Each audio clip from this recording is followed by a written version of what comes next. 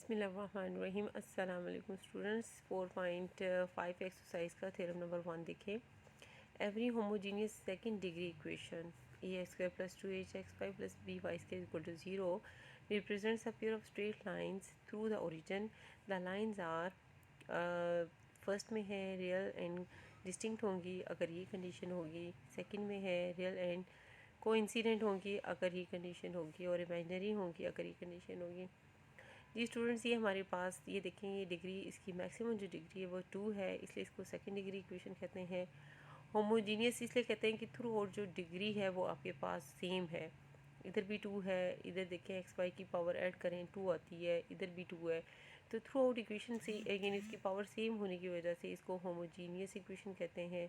ठीक है, तो कहता है कि हर जो होमोजीनियस सेकंड डिग्री इक्वेशन है ये रिप्रेजेंट्स करता है पेयर ऑफ स्ट्रेट लाइंस। तो सबसे पहले हम ये सॉल्व करेंगे, इस इक्वेशन को सॉल्व करके पेयर ऑफ स्ट्रेट लाइंस निकालेंगे।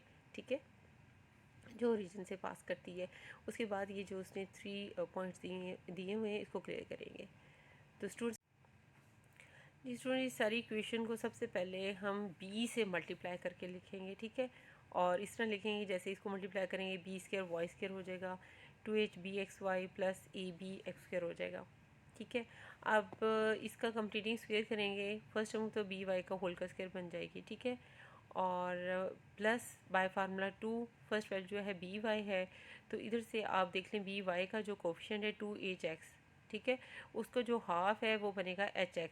ठीक है, कंप्लीटिंग स्क्वायर के लिए hx का स्क्वायर जो है वो ऐड भी करूँगी और माइनस भी करूँगी। 4.1 में जो हमने कंप्लीटिंग स्क्वायर का फार्मूला हमने पढ़ा था बिल्कुल सेम वो यहीं भी अप्लाई कर देना है। ठीक है, प्लस ab(x²) इक्वल टू 0। अब स्टूडेंट्स ये बी वाई प्लस hx का होल का स्क्वायर बन जाएगा। इधर से x² कॉमन लेंगे तो ये आ जाएगा h² पर माइनस है तो अंदर माइनस ab इक्वल टू 0 हो जाएगा। तो ये हमारे पास a² माइनस b² बन रहा है, तो a प्लस बी और a माइनस बी की फॉर्म में इसको लिख दिया इक्वल टू 0। तो ये यानी ये पूरी भी इक्वल टू 0 होगी टर्म। ठीक है, और ये टर्म भी इक्वल टू 0 होगी।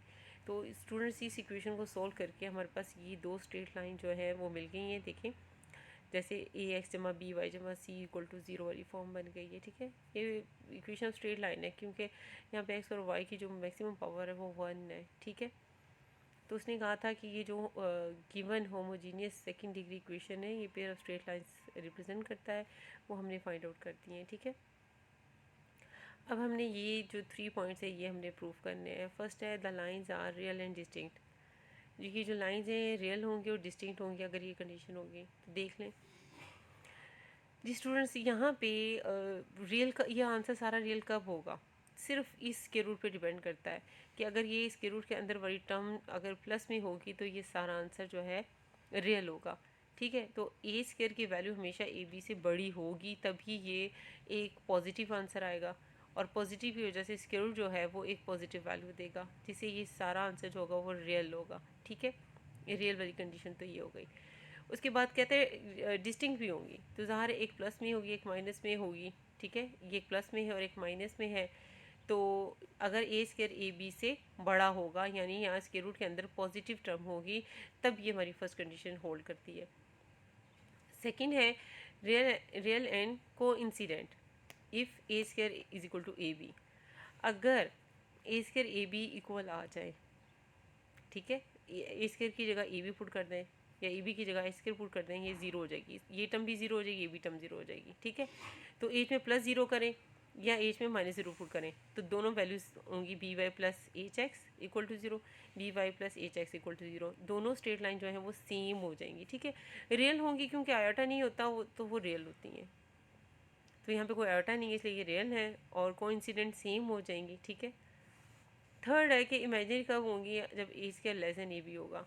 तो डेफिनेटली स्क्वायर रूट में अगर नेगेटिव वैल्यू होगी तभी इमेजिनरी आएगा, और ये नेगेटिव कब होगी, ज़ाहिर है कि ए स्क्वायर जब ए बी से छोटा हो जाएगा तब यहाँ पे स्क्वायर रूट के अंदर नेगेटिव वैल्यू आ जाएगी, नेगेटिव से आयटा आ जाएगा, तो एक दफ़ा प्लस स्क्वायर रूट आयटा वाली टर्म होगी, एक दफ़ा माइनस स्क्वायर रूट आयटा वाली टर्म होंगी, तो दोनों डिस्टिंक्ट होंगी और इमेजिनरी होंगी। ठीक हो गया, तो ये था हमारा। जी स्टूडेंट्स, अब हम पढ़ते हैं to find measure of the angle between the lines represented by a x plus 2 h x y plus b y square equal to 0। अब जो ये सेकंड डिग्री होमोजीनियस इक्वेशन है, इससे जो दो स्ट्रेट लाइंस बनती हैं तो उसके दरमियान जो एंगल बनता है अब हमने वो फाइंड आउट करना है। ठीक हो गया। तो इससे हमने जो दो स्ट्रेट लाइंस फाइंड आउट करना थी वो हमने लास्ट लेक्चर में ये दो स्ट्रेट लाइंस फाइंड आउट करना सीख ली थी, ये हमने फाइंड आउट कर ली थी। ठीक है। अब इसको इस स्लोप इंटरसेप्ट फॉर्म में अगर हम कन्वर्ट करें तो ये कुछ इस तरह की फॉर्म बनेगी, P Y is equal to minus H plus S square minus A B X. ठीक है। और फिर y इज इक्वल टू आ जाएगा minus H plus A square minus A B X divided by B. ठीक है। इस इक्वेशन को मैंने यानी y is equal to M x plus C C, इधर ज़ीरो है तो इस लाइन की जो स्लोप होगी x का कोफिशिएंट होगी minus H plus square root a square minus A b divided by b. इसकी ये फर्स्ट लाइन है, इसकी स्लोप को m1 का नाम दिया है। इसी तरह इस सेकंड इक्वेशन को भी y is equal to M x plus c slope intercept form में कन्वर्ट करके इसकी जो स्लोप निकलेगी m2 वो ये होगी। ठीक हो गया स्टूडेंट्स। हम एंगल फाइंड आउट कर रहे हैं। ठीक है। तो एंगल फाइंड आउट करने का जो फार्मूला है, theta is the angle between the lines. ये जो दो लाइन फाइंड आउट की हैं इनके दरमियान जो थीटा एंगल है उसका फार्मूला है m1 minus m2 divided by 1 plus m1 into m2। ठीक है। तो हमने ये हमारे पास है यानी अगर हमारे पास m1 माइनस m2 है तो a माइनस b हमने पीछे 4.6 में फाइंड आउट करना सीखा हुआ है, सम ऑफ द रूट्स और प्रोडक्ट ऑफ द रूट्स जब हमने निकाला था। a प्लस बी, अगर हमारे पास सम ऑफ द रूट्स अगर गिवन है तो हम a माइनस बी निकाल सकते हैं, जिसका फार्मूला हमने फाइंड आउट किया था, हमने 4.6 में रीड किया हुआ है, a plus b whole square minus 4ab। ठीक है। क्योंकि यहाँ पर m1 और m2 है तो m1 प्लस m2 करके इन दोनों को ऐड करेंगे तो हमारे पास ये वैल्यू आती है, दोनों को प्रोडक्ट लेंगे तो हमारे पास ये वैल्यू आती है। ठीक है। तो m1 माइनस m2 को मैंने यानी in terms of m1 plus m2 और m1 m2 सम में और प्रोडक्ट की फॉर्म में इस तरह इस फार्मूले की मदद से लिखा जो हमने 4.6 में किया हुआ था। ठीक हो गया। अब यहाँ पे m1 प्लस m2 की वैल्यू और m1 इंटू m2 की जो वैल्यूज़ हैं वो सब्स्टिट्यूट करती हैं, जिससे जो tan थीटा है उसकी वैल्यू आती है 2 into under root a square minus A b divided by A plus b. ठीक हो गया स्टूडेंट। अब यहाँ पे हम कुछ रिजल्ट्स पढ़ लेते हैं। कहते हैं टू लाइन जो हैं वो पैरेलल होंगी अगर जो एंगल है वो ज़ीरो होगा। ठीक है। उसके बाद कहते हैं सो डैट अगर एंगल ज़ीरो है तो ज़ाहिर है यहाँ पे हमारे पास tan थीटा tan 0 0, तो हमारे पास जो एंगल है अगर वो ज़ीरो होगा तो लाइंस आपस में क्या होंगी, पैरेलल होंगी। जी students, the two lines are parallel.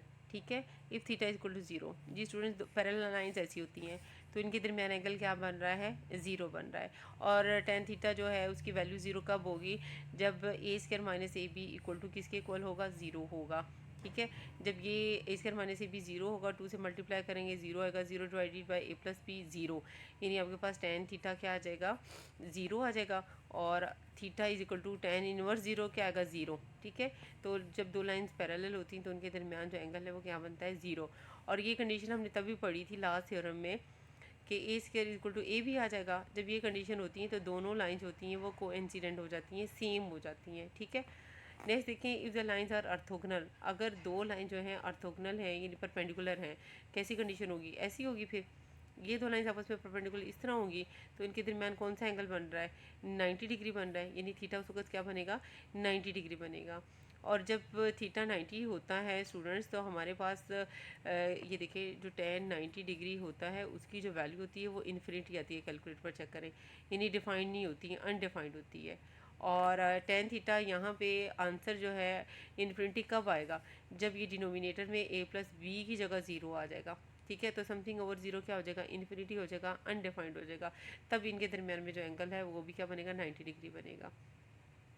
तो स्टूडेंट्स हैं द कंडीशन वन, यानी जो हमारे पास वन के लिए जो गिवन इक्वेशन है जो कि pair of straight lines represent कर रहा है, उसकी उस इक्वेशन की बात कर रहे हैं कि वो पेयर ऑफ ऑर्थोगोनल लाइंस कब, यानी इनकी लाइंस ऑर्थोगोनल कब होती हैं। अगर हमें डायरेक्ट चेक करना हो कि लाइन जो है कि ये जो इक्वेशन है दो स्ट्रेट लाइन रिप्रेजेंट कर रहा है और वो आपस में परपेंडिकुलर है, तो हम ए और बी का अगर आपस में सम करें तो वो क्या आना चाहिए, ज़ीरो। ठीक है। The sum of the coefficient of x square and y square is zero. तो इससे हमें डायरेक्ट पता चल जाएगा कि ये जो इक्वेशन है, जो पेयर ऑफ स्ट्रेट लाइंस हैं वो आपस में परपेंडिकुलर हैं, ठीक है। क्योंकि perpendicular tan theta is equal to infinity आता है तब वो परपेंडिकुलर होती हैं, ठीक है। और इन्फिनिटी कब आएगा? जब समथिंग ओवर ज़ीरो होगा, और ज़ीरो यहाँ पे कब होगा? जब a प्लस बी ज़ीरो होगा, ठीक है। तो ये मुझे कैसे पता चला tan theta is equal to infinity होता है तब वो परपेंडिकुलर होती हैं? क्योंकि मैंने यहाँ पे देखा है ना कि द लाइन्स आर ऑर्थोगोनल कब होती हैं? जब उनके दरमियान में एंगल क्या बनता है? 90 डिग्री बनता है, ठीक है। और टेन 90 डिग्री जो होता है ना, यहाँ पे अगर टेन 90 डिग्री जो होता है वो होता है इन्फिनिटी, ठीक हो गया। तो इन्फिनिटी कब आता है ये आंसर? जब इसके डिनोमिनेटर में क्या बने? ज़ीरो, समथिंग और ज़ीरो जो होता है वो इन्फिनिटी हो जाए, ठीक है। तो डायरेक्ट भी हम इस इक्वेशन को देख के बता देंगे, जैसे अगर इधर कोफिशिएंट 2 है और इधर कोफिशिएंट -2 है, तो दोनों को ऐड करो एक्स स्क्वायर वाई स्क्वायर के कोफिशिएंट को, ठीक है, तो ज़ीरो आएगा। इसका मतलब ये है कि ये लाइन जो है, ये जो पेयर ऑफ स्ट्रेट लाइन आप रिप्रेजेंट कर रहा है वो आपस में परपेंडिकुलर हैं, पैरेलल नहीं है।